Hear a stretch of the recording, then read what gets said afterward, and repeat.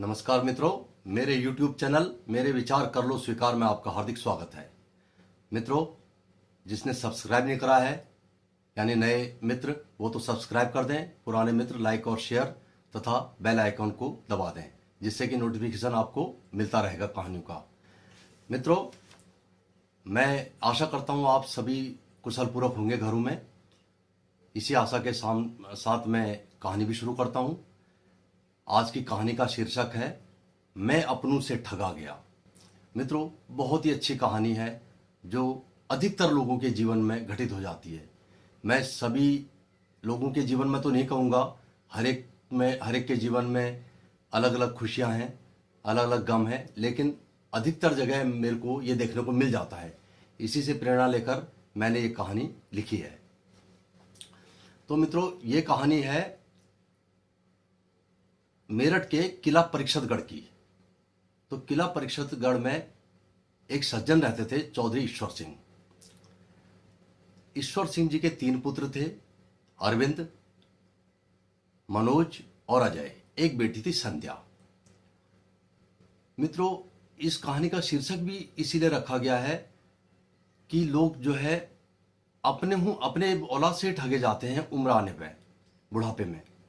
एक विद्वान ने कहा भी था कि आपको चोर, डकैत या ठग, इन तीनों में से सबसे ज़्यादा खतरा किससे महसूस करते हैं?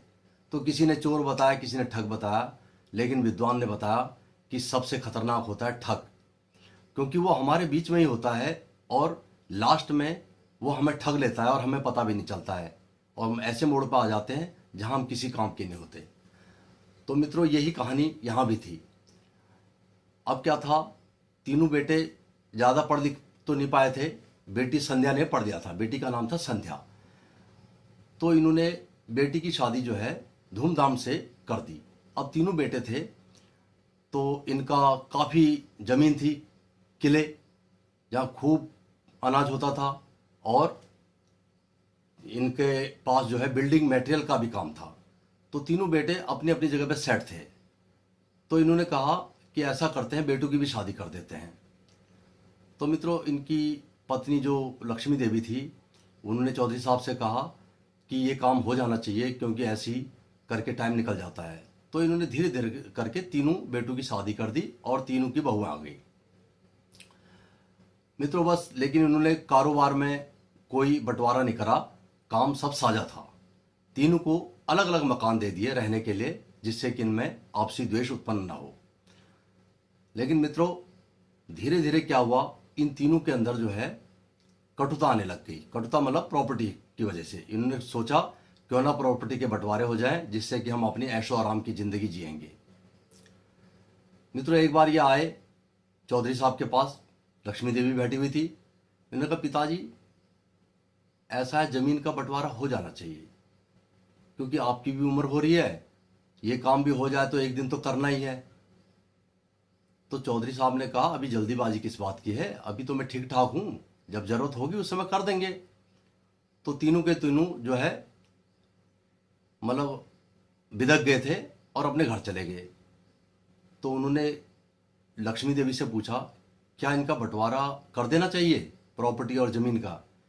लक्ष्मी देवी ने कहा, बंटवारा तो एक ना एक दिन होना ही है, लेकिन मुझे डर यह है कि कहीं ये सब प्रॉपर्टी लेने के बाद हमसे विमुख ना हो जाए, यानी हमारी देखरेख ना करें। तो ये बात चौधरी साहब को भी ठीक लगी, लेकिन वो अपनी औलाद पर फख्र करते थे। उनको ये भी यकीन था कि ऐसा नहीं होगा। तो बेटे बहुएं बार बार कहते रहे कि ये झंझटबाजी, माता पिताजी इसे दूर कर दीजिए, भाइयों का मामला है। इन्होंने एक दिन चुपचाप अपनी बेटी संध्या को बुलाया। संध्या से बोला, बेटी क्या करना चाहिए? ये लोग कह रहे हैं प्रॉपर्टी का बंटवारा हो जाना चाहिए। तो संध्या ने उन्हें सुझाव दिया, पिताजी प्रॉपर्टी इन्हीं की है, कहीं नहीं जा रही। इनके नाम आप बाद में वसीयत कर देना, लेकिन अपने जीते जी किसी के नाम मत करो, अपने हाथ पैर काट के किसी के हाथ में मत दो, क्योंकि भरोसे के लायक आज के जमाने में कोई नहीं होता है। और वो ऐसा कह सुझाव देके अपने घर चलेगी। लेकिन चौधरी साहब पुत्र मोह में थे, उनको तो अपने बच्चों पर भी गर्व था। वो कभी सोच भी नहीं सकते थे कि उनके बच्चे उनको धोखा दे देंगे। भाई यही सोच करके उन्होंने फिर एक बार लक्ष्मी से बात करी और कहा इनका रोज रोज की चिक चिक सही नहीं है, हमने क्या ले जाना है यहाँ से, इन्हीं का तो है, दे देते हैं इनको। तो मित्रों इन्होंने तीनों बेटों को बुलाया और तीनों से कहा आपका मैं ज़मीन और मकान का बंटवारा कर देता हूँ। तीनों खुश, क्योंकि तीनों को पता था प्रॉपर्टी हाथ आ जाएगी, उसके बाद जो चाहे वो करो। तो मित्रों चौधरी साहब ने अपने हाथ काट करके इनके हाथ में रख दिए। सारी ज़मीन का बंटवारा हो गया, लिखित हो गई, कोर्ट कचहरी का काम हो गया, मकान का हो गया। अब मित्रों धीरे धीरे करके ये अपना रंग दिखाने लग गए। पहले जो डींग मारते थे, अरविंद ने कहा था कि पिताजी मेरे साथ रहेंगे, मेरे बच्चे इनके बगैर नहीं रह पाएंगे। छोटे मनोज ने कहा था भैया माँ बाप तो मेरे साथ रहेंगे, इनको मैं तुम्हारे साथ थोड़ी भेजूंगा, हम कैसे रहेंगे। सबसे छोटा अजय बोलने लग गया कि आप क्या मुझे मूर्ख समझ रहे हो, मैं कैसे रहूंगा माँ बाप के बगैर, वो मेरे साथ रहेंगे। ये सब बदल गया था प्रॉपर्टी मिलने के बाद, ये सब बदल गया था। ये इनकी सब चतुर नीति थी प्रॉपर्टी लेने के लिए। लेकिन माँ बाप तो माँ बाप होते हैं, उनको इतना यकीन नहीं होता कि उनके साथ ऐसा भी हो जाएगा। तो मित्रों फिर ये अपना रंग दिखाने लग गए।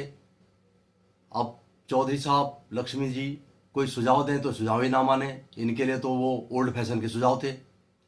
बच्चे अगर इनके साथ थोड़ा देर बैठ जाएं तो बहुएं जोर से चिल्लाती थी, इनके साथ किस्से कहानी सुनते रहोगे, ऐसी निकलेगी जिंदगी, इधर आओ। मित्रों ये रोज रोज की लाहौना, रोज रोज की परेशानियों से दोनों तंग आ गए थे। आज वो दोनों सोच रहे थे कि काश हमने ये सब चीजें ना दी होती, तो कम से कम इस लोभ के मारे तो जुड़े रहते। तो मित्रों इनकी जो दशा थी एक पशु के समान हो गई थी। जब खाना देते थे तब खाते थे, जब कुछ काम कर दो कहते थे तब करते थे, यानी ये रिमोट कंट्रोल द्वारा संचालित होने लग गए।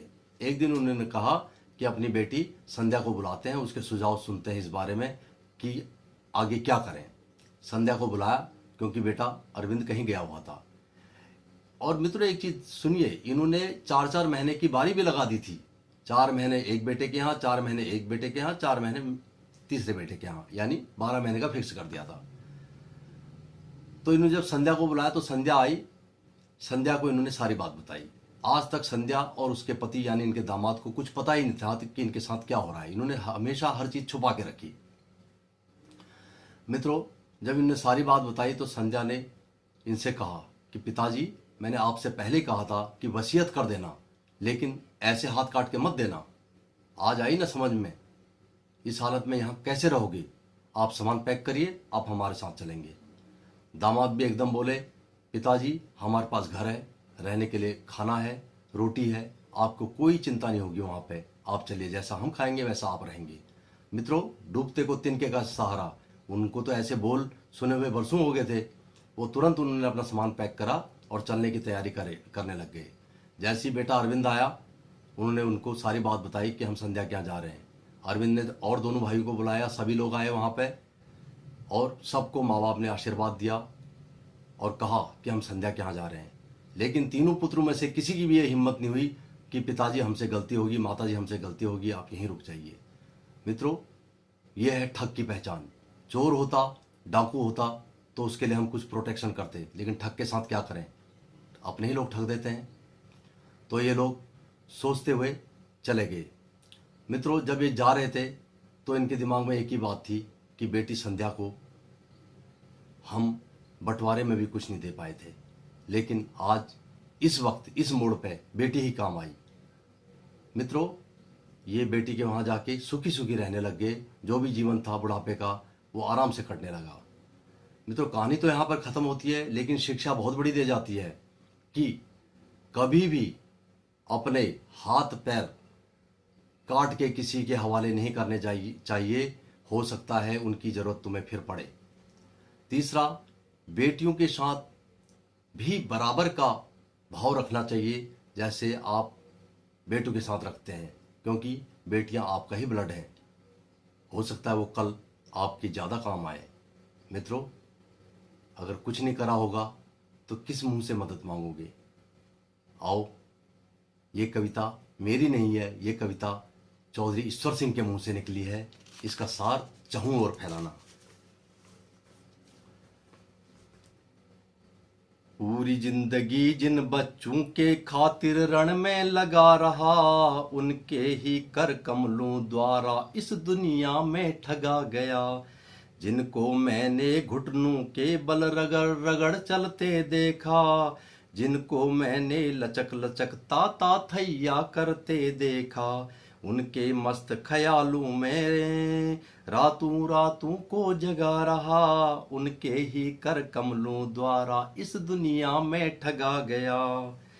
मेरे जैसे और कई, मेरे जैसे और कई भाई भी रण में कूदेंगे, मेरी ही जैसी लाचारी खुद जीवन में देखेंगे। ऐसे ही मित्रों को, ऐसे ही मित्रों को अपनी कलम से अब मैं जगा रहा, उनके ही कर कमलों द्वारा इस दुनिया में ठगा गया, उनके ही कर कमलों द्वारा इस दुनिया में ठगा गया। नमस्कार भाइयों, कैसी लगी कहानी कविता जरूर लिखना। धन्यवाद।